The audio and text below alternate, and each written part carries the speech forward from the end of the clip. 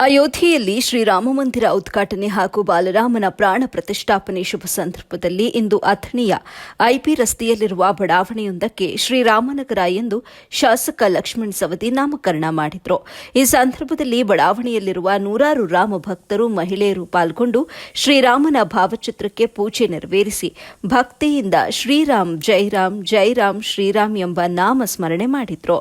ಈ ವೇಳೆ ವಕೀಲರಾದ ಕೆಎ ವಣಜೋಳ, ಸುಶೀಲಕುಮಾರ್ ಪತ್ತಾರ, ಡಿಬಿ ಟಂಕಣವರ, ಪುರಸಭೆ ಸದಸ್ಯರಾದ ರಾಜು ಗುಡೋಡಗಿ, ದತ್ತಾ ವಾಸ್ಟರ್, ವಿಲೀನ ರಾಜ ಯಳಮಲಿ, ಮಲ್ಲು ಹುದ್ದಾರ, ಆನಂದ ದೇಶಪಾಂಡೆ, ಕುಂದರಗಿ ವಕೀಲರು, ವೆಂಕಟೇಶ ದೇಶಪಾಂಡೆ ಸೇರಿದಂತೆ ಮಹಿಳೆಯರು, ಶ್ರೀರಾಮನ ಭಕ್ತರು ಪಾಲ್ಗೊಂಡಿದ್ದರು. ವರದಿ ಧಾವಲ ಮಲ್ಲಿಕಜಾರೆ, ಎಬಿ ನ್ಯೂಸ್, ಅಥಣಿ.